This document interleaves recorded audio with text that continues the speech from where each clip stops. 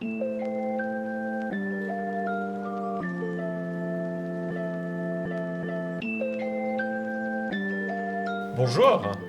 Salut. Salut. bienvenue dans Construire la ville, le podcast où on parle du quartier des Plaines du Loup et au-delà des enjeux de l'urbanisme. Je suis aujourd'hui avec Calix, Laurent et Alvaro.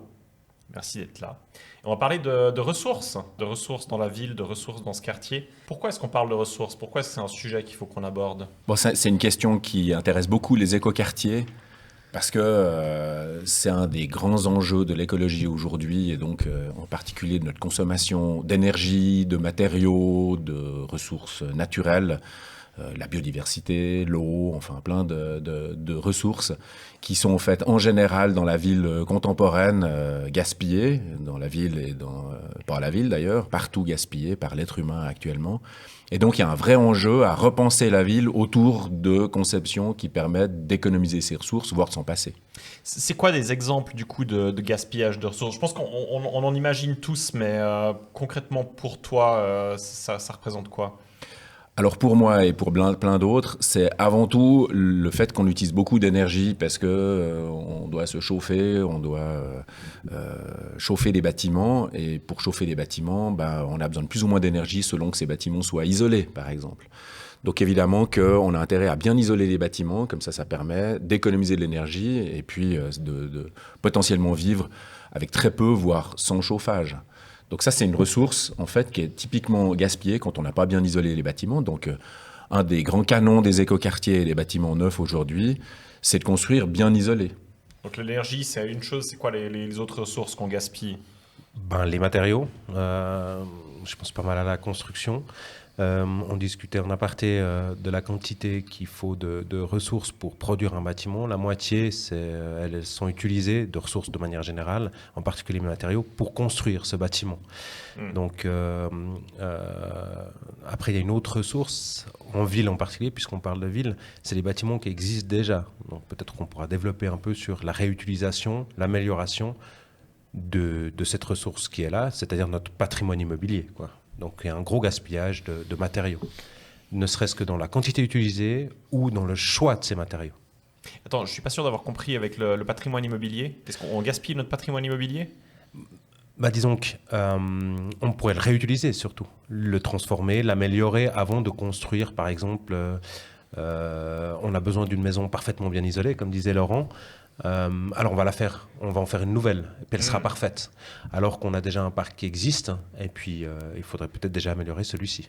C'est-à-dire que quand on parle des écoquartiers, c'est bien, mais il ne faut pas abandonner la ville qui existe, qui est une ressource importante en matériaux de construction, où l'énergie pour, en tout cas la structure, a déjà été dépensée. Donc c'est vrai qu'il y a un vrai enjeu, avant de se dire qu'on va abandonner à son sort la ville aux gens qui vont vivre dans le froid l'hiver quand la ressource énergétique manquera, et donc de créer des écoquartiers, peut-être qu'il faut construire mieux pour toutes et tous, plutôt que de se concentrer sur une minorité de bâtiments qui sont extrêmement bien isolés. Donc ça, c'est un enjeu d'agenda politique. Ouais. Parce que là, on est dans un quartier neuf qui a été construit selon des bons standards, plutôt que de rénover le centre-ville. C'est ça. C'est intéressant parce que la loi sur l'énergie, dans plein de cantons, elle évolue toujours de cette façon-là. C'est-à-dire qu'on se dit, oulala, il y a un enjeu, donc on augmente les exigences de la loi sur l'énergie qui dit qu'il faut absolument que les bâtiments soient encore mieux isolés. Donc on continue d'augmenter les exigences des bâtiments neufs, mais on laisse les bâtiments existants à leur sort. Mais c'est peut-être aussi parce que les bâtiments existants, ils ont des propriétaires qui ne sont pas forcément le pouvoir politique. Le pouvoir politique, il utilise aussi ses outils. Et puis s'il ne peut pas agir sur le privé, soit pas assez le subventionner, soit pas pouvoir l'accaparer, peut-être pour parler plus radicalement, il n'a pas de prise dessus. Donc c'est plus facile de faire du neuf bien, parce que le parc immobilier vaudois, c'est principalement du privé. Et donc il y a peu de levier encore pour agir dessus. Le problème là-dedans, c'est que c'est beaucoup de gens qui vivent dedans, parce qu'il y a beaucoup plus de mètres carrés qui sont déjà construits que ceux qu'on construit.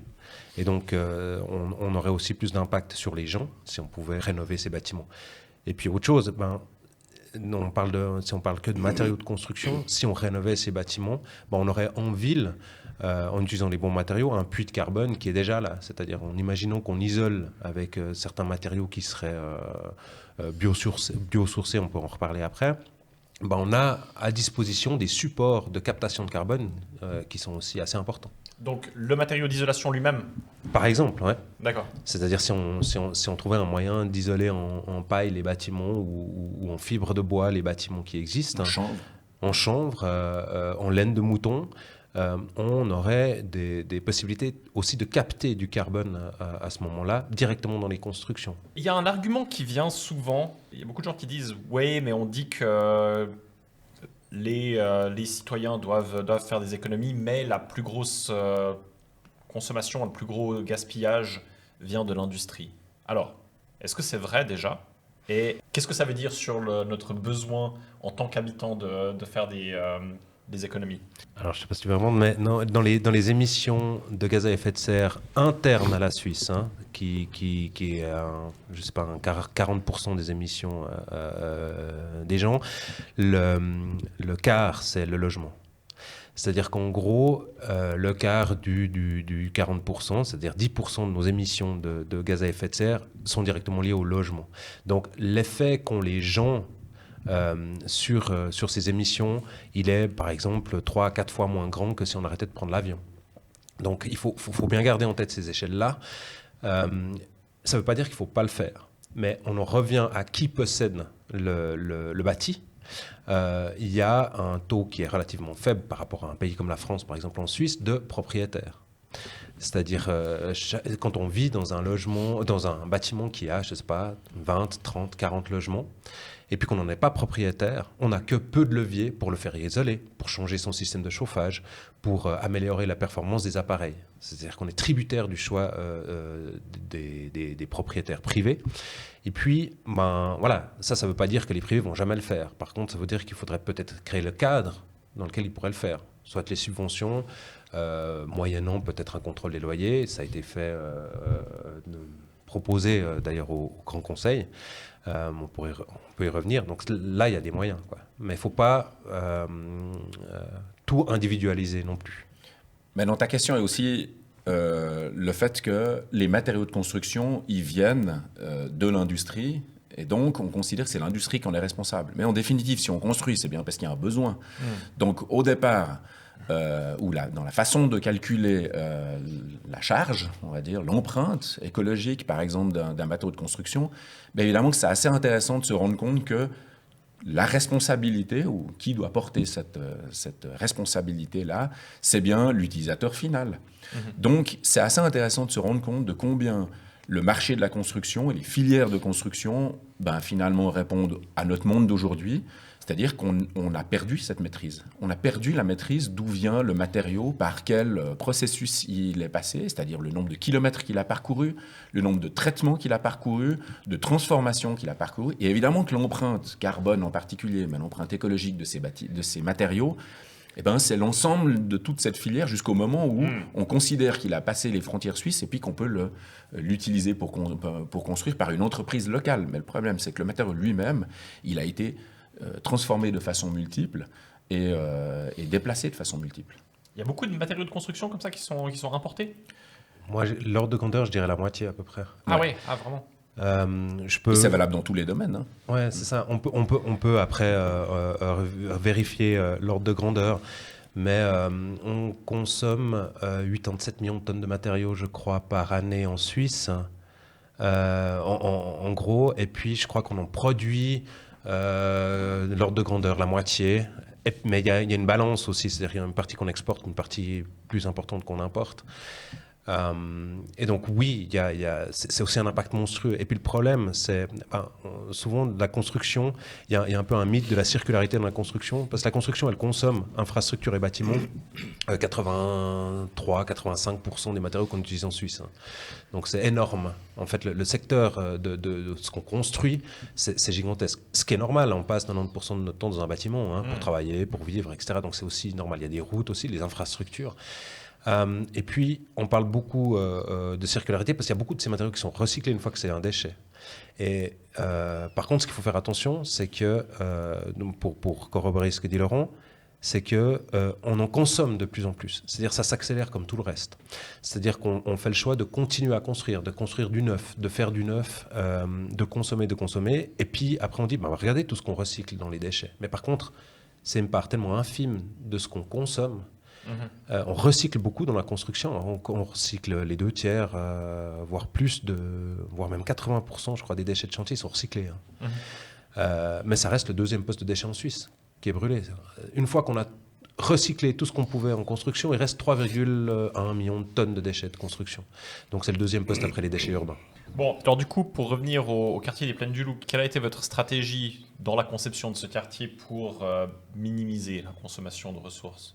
Alors, la ressource en matériaux de construction, évidemment qu'il y a eu des chartes, il y a un peu des principes de l'écoquartier qui ont été fixés en amont du concours d'urbanisme, dans les 26 mesures énergétiques de la ville de Lausanne par exemple, ou dans la gestion des matériaux, le fait qu'on doit être attentif à l'énergie grise, c'est-à-dire la quantité d'énergie qu'il faut pour cette matière, il y a eu pas mal de choses. Mais évidemment qu'on parle beaucoup d'énergie, mais le matériau lui-même, et donc la masse, le volume, de ces matériaux, et donc ce qui n'est pas utilisé ou ce qui est gaspillé, les terrassements, tout ce genre de choses, est mesuré seulement à l'aune de l'énergie, mais pas forcément à l'aune de la transformation, parce que ça aussi, c'est entre guillemets, des dommages collatéraux. C'est beaucoup de trajets pour déplacer de la terre, déplacer des matériaux et fabriquer du déchet.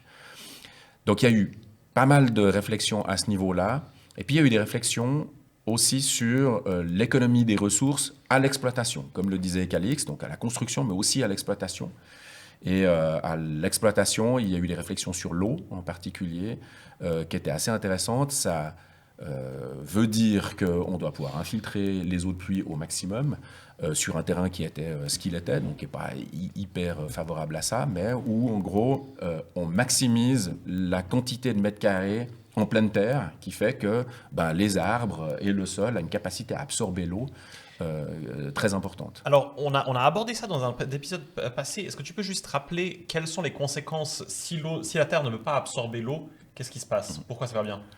Alors, la Terre a une capacité à absorber l'eau qui dépend de plein de paramètres. Alors, on n'est pas pédologue, donc on a de la peine à expliquer de façon très précise ces questions-là, mais en gros, il faut pouvoir planter pour que les arbres puisent l'eau. Et puis, il y a des questions géologiques là derrière. C'est que l'eau doit pouvoir tranquillement s'infiltrer dans la terre et puis atteindre des nappes phréatiques. Mais parfois, ce n'est pas si évident que ça.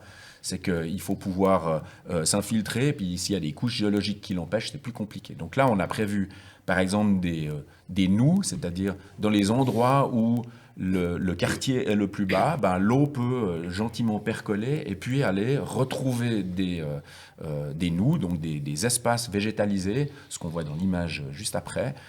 Alors là, on voit le plan général, et puis là, du coup, voilà. C'est ça. Donc ça, c'est une image de 2010 qui présupposait le principe de ces éléments où on vient récupérer l'eau à l'air libre.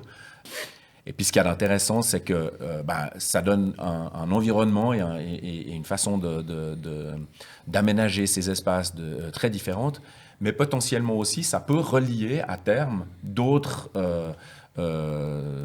environnements boisés de la ville où il y a le petit flon d'un côté et qui permet à l'eau, théoriquement, en tout cas en matière de morphologie du terrain, d'aller rejoindre le petit flon directement depuis le quartier des Plaines du Loup. Ce qui veut dire qu'on échappe à envoyer toute cette eau dans les eaux usées.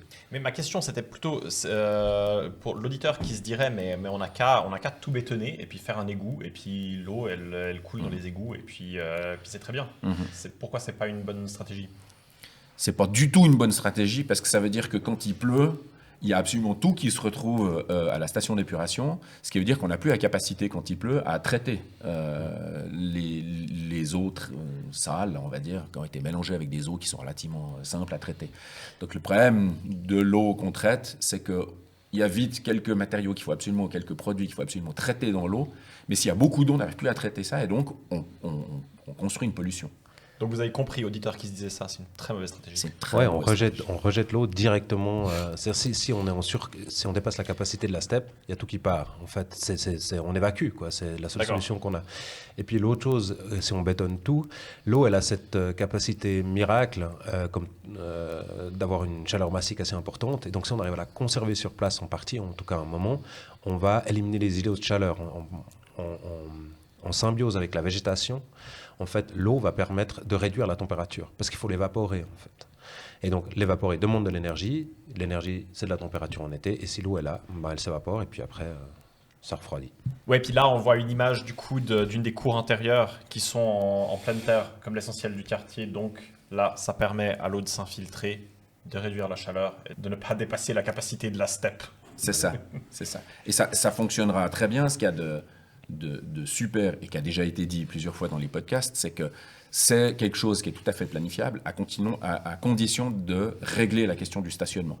La grande particularité de ce quartier, ce qui fait qu'il sera agréable quand les arbres ont poussé évidemment et que la végétation, mais on le voit un peu derrière, elle a déjà un peu poussé, elle continuera de pousser généreusement avec une stratification en plusieurs étapes, donc rafraîchir, infiltrer l'eau. Mais surtout, c'est possible parce qu'on aura réglé la question, on a réglé la question du stationnement en amont de cette planification. Donc pratiquement 100%, mais je crois que 97% des espaces extérieurs sont en pleine terre. Excellent. L'image est un peu trompeuse, hein. Il y a beaucoup de gris, on a l'impression que... Ah oui. On a un peu l'impression que c'est bétonné. Alors, pas du tout, il faut peut-être voir plutôt derrière nous. Maintenant, après 4 mois, l'herbe a commencé à pousser. Tout ce qui est gris là dans l'image est en fait du gravier et de la terre juste en dessous. Et donc, c'est réellement de la pleine terre et ce n'est pas juste des tout petits morceaux de pleine terre. C'est magnifique, on vous jure. Ouais, c'est super. Bon, on peut parler aussi des ressources dans la construction du bâtiment. Là, on voit une image du chantier. Ça fait peur. Il y a du gris, il y a des échafaudages. C'est ça. Alors là aussi, c'est comme avant. Le gris est un peu trompeur parce que le gris n'est pas du béton. On est dans la façade qui donne côté cour. Et la plupart du gris qu'on voit est en fait du bois. C'est une façade bois. On le devine tout en haut de l'image, on voit des dalles et des poteaux. C'est la construction, c'est-à-dire les dalles ont été faites en béton, qui sont soutenues par des poteaux. Et la façade, par contre, est une façade, comme je l'ai dit avant, qui est complètement une façade bois. Et qui est un peu différente pour les gens qui connaissent le bâtiment, ou si vous venez, pour la façade extérieure, qui est une façade, elle, en béton préfabriqué. Donc il y a un contraste des deux côtés et qui montre de manière extrêmement différente de traiter une façade. Ce qui est intéressant quand même peut-être à préciser sur ce genre de façade, c'est que c'est quand même un système qui permet, on parle de ressources matérielles, d'économiser, c'est-à-dire du béton, puisqu'on va plutôt le remplacer par du bois, qui... Alors, il faut faire attention, quand on compare bois et béton, c'est pas forcément, on n'économise pas autant qu'on pense, mais il n'y a pas qu'une ressource qui est économisée. Évidemment, il y a l'énergie. Il faut imaginer que si on faisait une façade standard par rapport à celle-ci, on dépenserait la moitié de plus d'énergie grise et puis 60% de plus d'émissions de CO2. Donc ça permet déjà d'économiser tout ça. Et puis, il y a une autre ressource, c'est qu'elle est plus fine, cette façade. C'est-à-dire qu'on arrive à être aussi performant en économisant de l'espace. Et quand on sait qu'on est limité sur l'extérieur du bâtiment, c'est toute la surface qu'on a en plus à l'intérieur. Et ça, on pourra y revenir aussi au niveau des choix de dalles, de hauteur, de structure, parce que pouvoir construire un étage de plus dans le même gabarit ou un appartement plus généreux dans le même gabarit ou plus d'appartements, on crée une ressource, on crée un bien à la fin, et c'est une pesée d'intérêt entre les ressources qui sont utilisées et le résultat. On peut juste, tu as parlé d'énergie grise, on peut juste définir ce que c'est l'énergie grise au cas où. Ah oui, l'énergie grise, c'est celle qui a été utilisée pour produire l'objet, le bâtiment, le smartphone, l'emballer, l'envoyer et l'installer à quelque part, le construire. Et l'énergie que tout le monde peut toucher, payer avec sa facture, c'est l'énergie C'est celle L'énergie qu'on va utiliser. d'exploitation. Exploitation, voilà, merci. Le chauffage, l'électricité, etc. Donc l'énergie d'exploitation d'une voiture, c'est l'essence. L'énergie grise, c'est celle qui a été utilisée pour faire la voiture. Exactement, elle-même. pour fondre l'aluminium, l'extraire du sol et construire la voiture. Voilà. Pour parler de ressources, il y en a une qui est intéressante, c'est les ressources qu'on n'utilise pas. Et cette image intérieure, elle est bien pour ça. Il y a un travail qui a été fait avec les habitants pour voir quelles étaient les finitions à l'intérieur de l'immeuble. Et on voit qu'on a travaillé en fait à limiter les ressources. Dans ce cas-là, par exemple, le sol, c'est une chape brute. On aurait pu ajouter une couche de parquet, un lino, un carrelage. Et le choix a été fait justement de ne pas le rajouter. C'est ça qui est intéressant, c'est en fait une ressource qu'on n'a pas utilisée. Et donc c'est quand même celle qui est, on va dire, la plus écologique, c'est celle qu'on n'utilise pas. Même chose, le plafond. La dalle, comme je disais, était en béton. Mais on a aussi fait le choix de laisser le béton brut. Certains ont fait le choix de le peindre, mais il n'y a pas eu de lissage en plâtre, il n'y a pas de couches supplémentaires qui a été ajoutée. Et donc, c'est tout un travail pour essayer de limiter les couches constructives qu'on va faire pour limiter aussi les ressources qui sont utilisées sur le chantier et à la construction. En architecture, ça nous pousse vers une voie que, en général, les architectes, en tout cas nous, on aime beaucoup. C'est la question des matériaux les plus simples, les plus sobres, les plus vrais aussi. C'est-à-dire pas rajouter des couches pour cacher la construction, c'est plutôt la construction qui s'exprime. Et donc c'est aussi une perspective durable que de montrer les bâtiments les matériaux tels qu'ils sont. Calix, tu parlais avant du fait que pour limiter les matériaux utilisés dans la construction des bâtiments, il fallait aussi limiter la surface qu'avaient les bâtiments. Est-ce que tu pourrais revenir là-dessus ? Alors sur ce qu'on discutait tout à l'heure, on disait en 2 générations et demie, on a plus que doublé la surface qui nous sert à habiter. Entre une famille de 4 personnes dans fin des années 20 et puis une famille de 4 personnes dans les années 2000, on est passé de en moyenne 63 à en moyenne 127 mètres carrés pour une famille de 4. Et ça, c'est une ressource aussi. Oui. Non, je disais juste waouh. Ah, pardon. Mais il y a un autre phénomène à ça, c'est qu'il y a moins de familles de 4 personnes. C'est-à-dire qu'il y a aussi des évolutions sociales qui fait que les gens vieillissent plus longtemps, donc vivent plus veufs et veuves, surtout veuves d'ailleurs, vivent plus divorcés aussi. Donc il y a un peu des phénomènes avec moins d'enfants, donc il y a un peu des phénomènes d'évolution sociétale. Puis il y a un des phénomènes plus importants que tous, plus important que l'immigration encore, c'est la richesse, c'est qu'on est plus riche, donc on a plus de capacité à se payer des mètres carrés. Donc évidemment qu'entre 1930 et 2017, on a eu une augmentation de la richesse, donc une augmentation de la capacité à se payer ces mètres carrés-là. Ça a un impact important. Et donc, ça pose une question sur les raisons sur le besoin de ces mètres carrés-là. Et c'est une question qui est complètement liée à la question de la ressource. Pourquoi a-t-on besoin de ressources en définitive ? Peut-être qu'on pourrait se poser les questions non plus en termes de capacité ou de droit ou de possibilité de le faire, mais juste se dire, est-ce que réellement on en a besoin ? Est-ce que collectivement on ne pourrait pas penser la façon de se partager ces mètres carrés ? Mais du coup là, la stratégie, ça a été quoi pour réduire le nombre de mètres carrés par personne ? Vous avez juste convaincu des familles de 4 à vivre dans 63 mètres carrés ?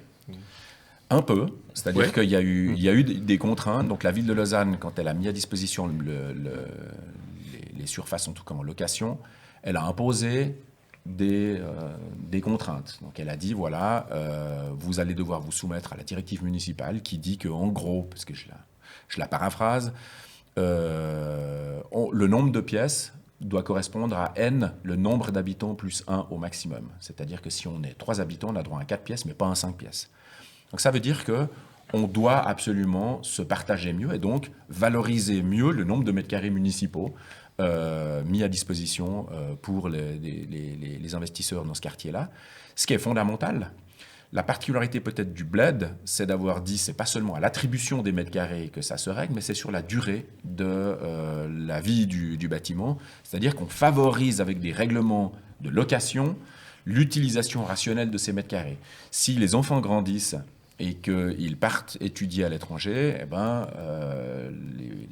le couple qui reste vivre dans l'appartement doit déménager. Donc on favorise par les règlements d'attribution le nomadisme résidentiel au sein du bâtiment. Donc ces gens-là sont prioritaires sur d'autres usagers pour pouvoir rester dans leur immeuble, mais en utilisant les mètres carrés qui sont adéquats à leur utilisation.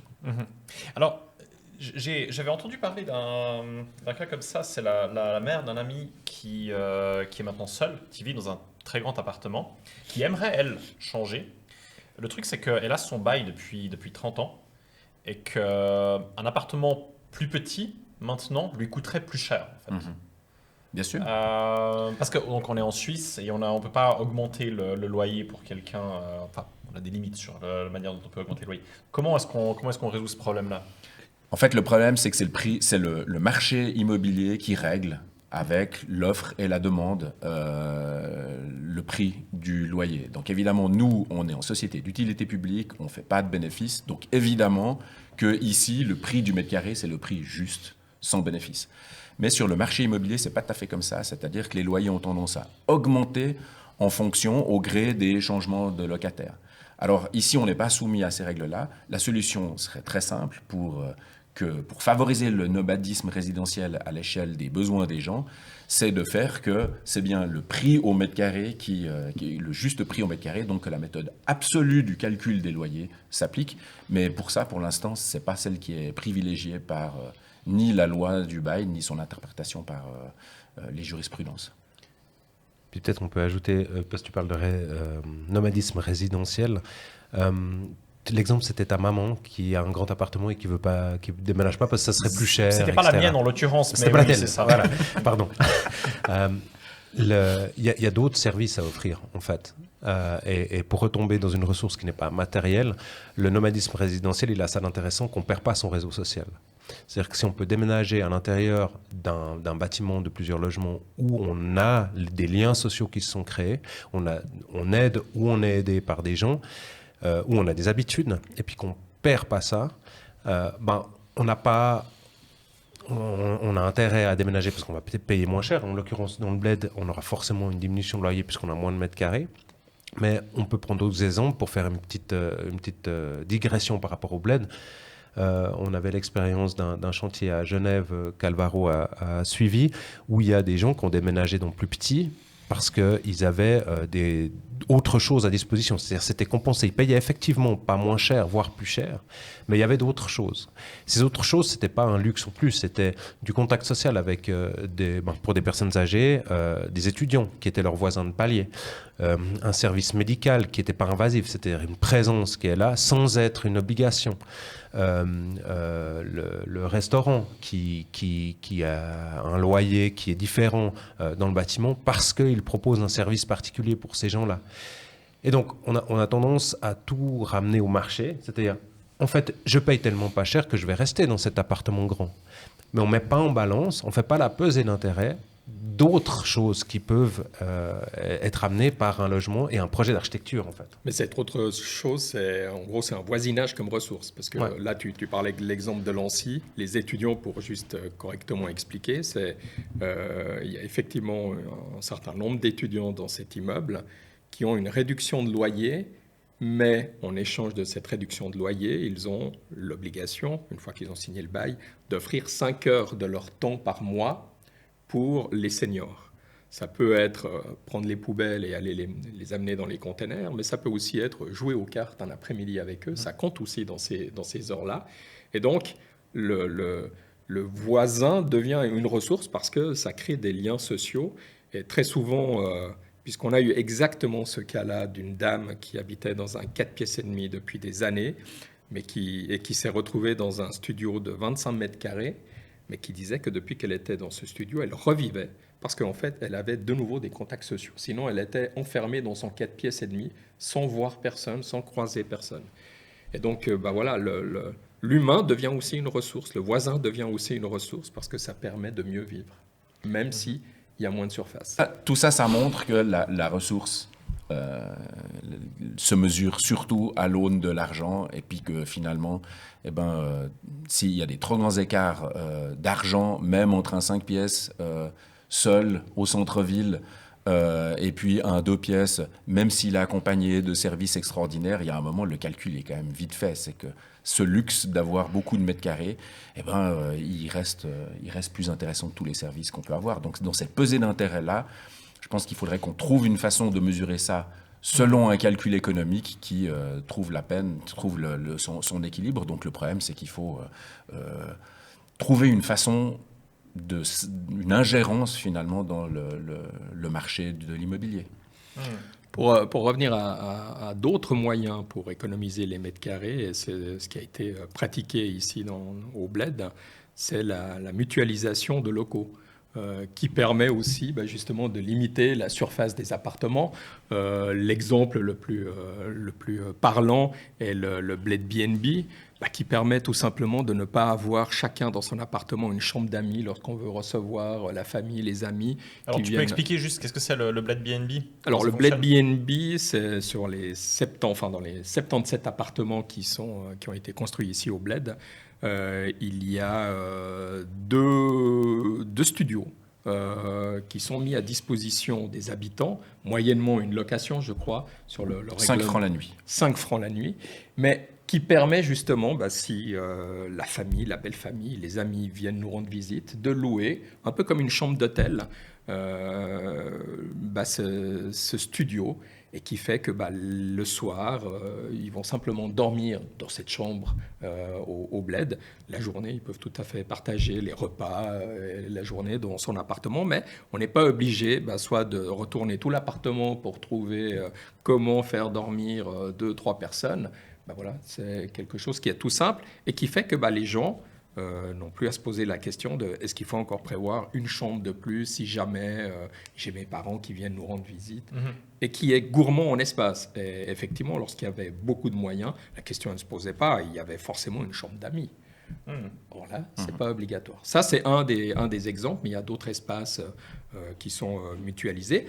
Un qui paraît tout bête, mais qui jusqu'à il y a peu de temps encore se faisait comme ça, c'est la buanderie commune. Ça paraît un peu absurde de le dire, mais on a aussi pris l'habitude, lorsqu'on a eu les moyens, de chacun avoir sa colonne de lavage dans sa salle de bain. Le problème, c'est que ce sont des machines qui prennent de l'espace, et donc la salle de bain a un peu grossi parce qu'il a fallu mettre tous ces appareils-là, alors que simplement le fait de retrouver une buanderie, un endroit où tous ensemble on peut aller laver, fait aussi qu'on peut limiter des mètres carrés. Donc, j'imagine aussi l'énergie grise pour faire tous ces appareils qui seront utilisés chacun une fois par semaine. Oui, parce que là, si je me souviens bien, il y a 16 appareils entre machine à laver 13, pardon. Ouais, 8 plus 5. C'est ça, entre lavage, sèche-linge. Or, il y a 77 appartements, donc on peut imaginer que, le calcul est assez vite fait. On a considérablement réduit ces besoins-là. Et ça fonctionne très bien en plus. Alors ça, c'est une question juste d'horaire. C'est ouvert 24 heures sur 24, tous les jours. Et donc, il n'y a jamais d'attente pour aller laver son linge. On parlait d'espace commun. Là, on voit une image de la terrasse commune. Ça, c'est au Bled aussi? Oui, c'est au Bled. C'est effectivement la terrasse commune du 5e étage. Il y en a 2 de terrasses communes. Il y en a une devant la buanderie au 1er étage pour que ça soit aussi un espace de socialisation. Et puis, celui-là est le grand espace où, sur la droite de cette image, on a les potagers communs à tous les habitants.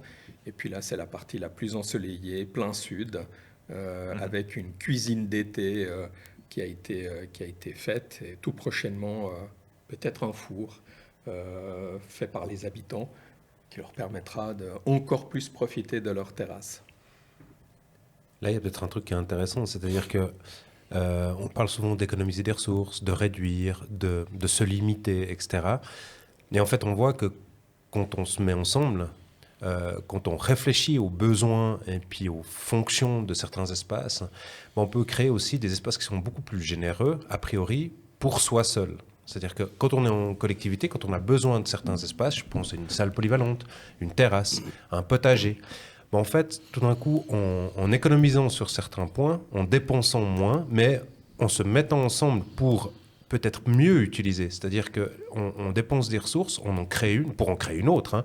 La buanderie, c'est une ressource pour se laver. La terrasse, c'est une ressource pour partager des moments, etc. On a accès à des espaces qui sont plus généreux, qui sont mieux équipés. C'est pas seulement une buanderie où on lave son linge. Les machines, elles sont plus efficaces, plus grandes.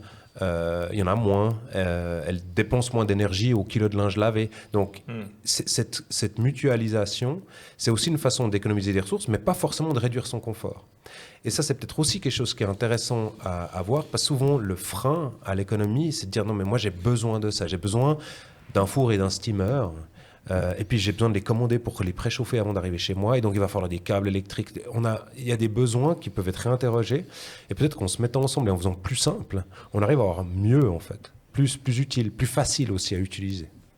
Mais tout ça, ça postule d'un état d'esprit très différent. Ouais. C'est le fait qu'on a partagé ça. C'est-à-dire que c'est pas à soi, c'est pour soi. Et je pense qu'il y a un vrai enjeu dans cette idée-là, c'est le fait de ne pas avoir besoin d'être propriétaire soi tout seul, mais que le fait d'être propriétaire à beaucoup, parce que la coopérative est une propriété commune, permet d'avoir des choses qu'on ne pourrait pas avoir sans ça. Donc cet exemple-là est très juste. Le four à pain ou le sauna, parce que visiblement il y a un groupe de travail qui est en train de se dire qu'on va monter un sauna en terrasse ici, c'est quelque chose qui est de l'ordre du luxe, mais qu'on peut se partager parce qu'effectivement, le fait de se mettre tout ça en commun réduit tellement les ressources qu'il y a moins l'enjeu de la ressource. Donc le gros problème aujourd'hui, c'est le conflit qu'il y a entre ces modèles coopératifs, collectifs, et puis le modèle qu'on a toutes et tous dans la tête, ou une bonne partie de la population, c'est le modèle individualiste où on ne perçoit son bonheur que parce qu'on a soi-même sa propre voiture, soi-même son propre jardin, sa haie, son trampoline dans le jardin, etc. Mais justement, comment est-ce qu'on va changer les mentalités? Parce que, donc, en théorie, ce que vous racontez, ça fait totalement du sens. Et il y a plein d'exemples. Je pensais, pendant que tu parlais, il y a le truc dont on parle tout le temps, c'est les perceuses, qu'une perceuse tourne en moyenne genre 20 minutes dans son vivant. Mais moi, j'ai pas non plus envie d'aller demander à mon voisin chaque fois que j'ai besoin de faire un trou. Donc, c'est probablement cette mentalité individualiste. Comment est-ce que les mentalités vont changer pour qu'on arrive dans plus de partage? La première des choses, c'est l'expérience, quoi. C'est le fait de montrer que c'est possible et que ça fonctionne. Ce qui est assez spectaculaire ici, par exemple, c'est de voir toutes les personnes qui sont des convertis, quoi, à la cause. C'est vrai. Ils sont venus, ils ont découvert, parce que ça leur a fait un peu tilt comme ça, puis tout d'un coup, ils ont de la peine à y croire, hein, certains. Probablement qu'il y a des gens aussi déçus, hein, parce qu'ils ont dû faire le deuil de pas mal de choses. C'est quand même des changements parfois assez radicaux.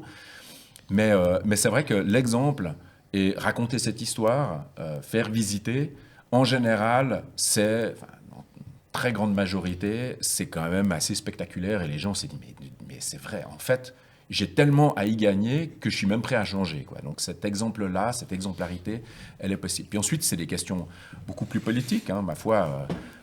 On se retrouve, nous, en coopérative d'habitants, c'est une société d'utilité publique, les règles d'attribution, les règles de mise en location, tout ça a été fixé.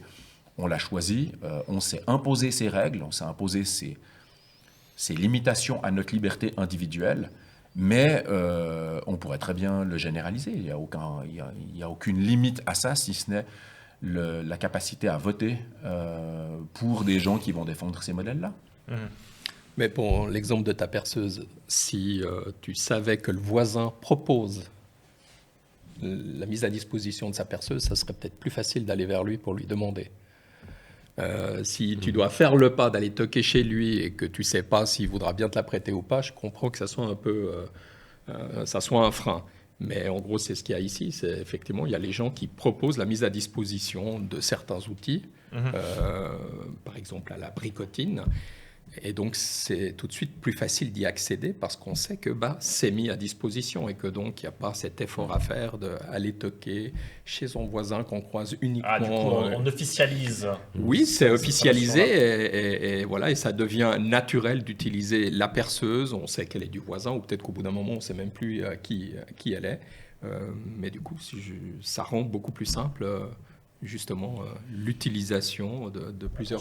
Il y a une chose qui est quand même assez géniale, c'est que non seulement la bricotine, c'est un lieu où on peut mettre... Qu'est-ce que c'est la bricotine? La bricotine, c'est le local de bricolage de la coopérative. Je sais d'ailleurs plus très bien d'où vient ce nom, mais ça choisi par les habitants. Choisi par les habitants. Ouais. Donc on l'a pas spécialement maîtrisé.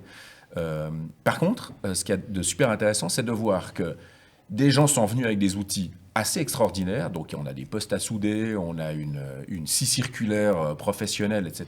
Et donc ce hasard qui a fait que la bricotine, ou plutôt le bled a réuni des gens qui étaient des sacrés bricoleurs, fait qu'aujourd'hui, il y a des gens qui n'étaient pas forcément bricoleurs, qui sont en train de se construire des meubles assez extraordinaires. Et donc, c'est la mise à disposition en commun de machines assez professionnelles, parce qu'on est nombreux à mettre en commun plein de choses, fait qu'il y a des tas de gens qui découvrent le bricolage comme ça. Donc, c'est vraiment un processus où l'architecture, où l'environnement construit, a permis à des gens de se dire « Ah bah tiens, ne pas aller chez le grand magasin de meubles suédois est possible parce que j'ai non seulement des bennes à ordures pleines de ressources extraordinaires, mais que ces ressources-là, je peux les utiliser dans la bricotine parce qu'il y a des machines qui ont été mises à disposition de toutes et tous.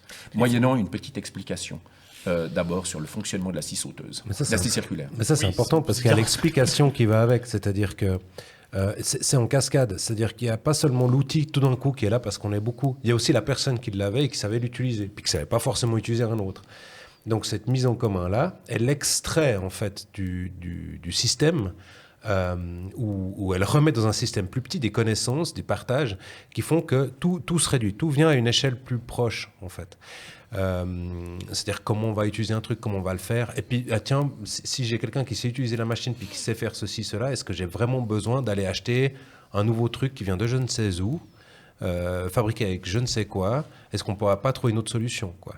Et donc, ça réduit le périmètre d'action en fait, et de nuisance qu'on a à vivre. Parce que, voilà.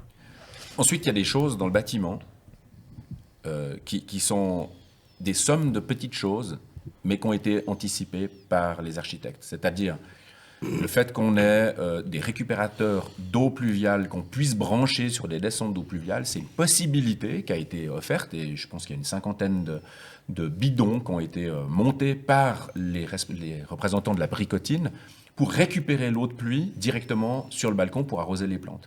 Ça, c'était une possibilité. Ce n'est pas une obligation, c'est une possibilité. Mais il y a quand même 50 bidons de 60 litres qui ont été fabriqués par les gens eux-mêmes, enfin, surtout les responsables de la bricotine. Et puis, un autre exemple, c'est dans les gaines des sanitaires, des dispositifs, je ne rentre pas dans le détail, mais ont été mis en place de façon à ce qu'on puisse facilement enlever un WC et mettre des toilettes sèches à la place. Alors moi, par exemple, j'ai mis des toilettes sèches. Ça permet tout d'un coup de faire une économie d'eau potable pour balancer mes excréments et mon urine avec les eaux usées. Simplement, j'ai un autre dispositif qui est possible si on l'a anticipé. Si on ne l'a pas anticipé, ce n'est pas possible. Ou c'est donc difficile à l'intérieur, dans ces bâtiments ici, on peut avoir des toilettes sèches. C'est ça. Ce qui est juste intéressant là dans les deux exemples qui ont été donnés pour limiter la consommation d'une ressource importante qui est l'eau, c'est que dans les deux cas, et on peut parler d'un troisième qui lui est gratuit, mais dans les deux cas, c'est des pièces qui ne coûtent pas plus que 100 francs ou 200 francs. Et qui permettent ça, de récupérer en mettant cette pièce dans les descentes d'eau pluviale. C'est une pièce mécanique, il n'y a rien d'électronique, c'est du pur mécanique. Ça coûte, là tu sais toi le prix. Ça dépend. Nous, on a un modèle de luxe, mais on peut acheter ça pour 10 francs dans un grand magasin. D'accord. Plastique. Ok. Alors nous, la pièce. À 50 francs, c'est ça. C'est ça. D'accord. L'autre pièce qui est dans les canalisations. Pour que, en fait, si on met des toilettes sèches, l'eau ne stagne pas, ce qui amène d'autres problèmes. C'est une pièce aussi qui coûte 50 francs. Et puis, il y a aussi tout simplement des choses qui sont simplement de l'ordre du montage. Le mitigeur qui est en position centrale avec de l'eau froide et pas l'eau tiède, c'est des économies d'énergie qui sont extrêmement importantes. Et ça, c'est juste parce que les gens que nous sommes tous, avons l'habitude de laisser le mitigeur au milieu parce que c'est plus joli. Mais voilà, si on met juste l'eau froide, et ça c'est juste un réglage, c'est une vis à mettre pour que l'eau froide soit là. Donc c'est des gestes aussi très simples pour tout d'un coup économiser des ressources importantes. Oui, il y a une chose qui me vient en vous écoutant, c'est que les modes de vivre dont on parle ici, qui sont innovants par rapport à la manière dont on vivait au XXe siècle, c'est en fait la manière dont on vivait jusqu'à il n'y a pas si longtemps que ça. C'est un mode de vie dont on ne se souvient, on n'a pas de témoignages de première main, mais c'était en gros comme ça qu'on vivait au XIXe siècle. Exactement. Le fait d'avoir une mixité, de partager des ressources, de s'entraider, etc. Ouais, voire jusqu'aux années 50. Ouais. Jusqu'aux années 50. Ouais. Bah, c'est là qu'on a eu le pétrole gratos, quoi. C'est ça, du coup, c'est ça le coupable. Le coupable, c'est l'énergie gratuite. Le fait que tout ça n'était plus nécessaire. C'est-à-dire la solidarité familiale, l'économie des ressources, c'est absolument pas un enjeu quand le pétrole abonde et qu'on l'a pour pratiquement rien. Donc à partir du moment où on a vécu ce moment-là, on a constitué d'ailleurs des ressources, ce qui est faramineux. C'est tout ce qu'on a construit depuis les années 50, c'est faramineux. Le nombre que nous sommes aussi depuis les années 50 sur Terre, c'est faramineux, et en Suisse en particulier aussi. Donc c'est vrai qu'il y a une vraie question autour de cette économie de ressources, mais peut-être aussi de tout ce qu'on fait de ce patrimoine-là. Il y a un vrai enjeu, ça rejoint un petit peu ce qu'on disait au début de cette session, c'est que vraiment, on a beaucoup construit, beaucoup dépensé, produit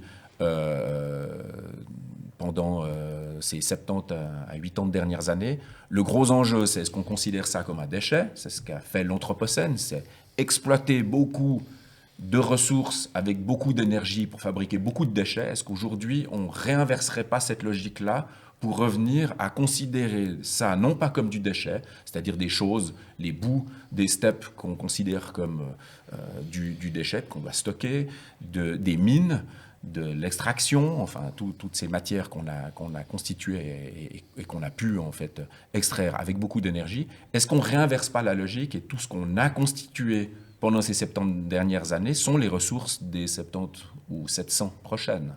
Ça, c'est le gros enjeu, je pense. Magnifique, c'est un magnifique mot pour la fin, ou est-ce que quelqu'un a un autre mot de fin? Est-ce qu'on pourrait chanter Heal the World de Michael Jackson, peut-être? Non, je ne sais pas chanter. Non, d'accord.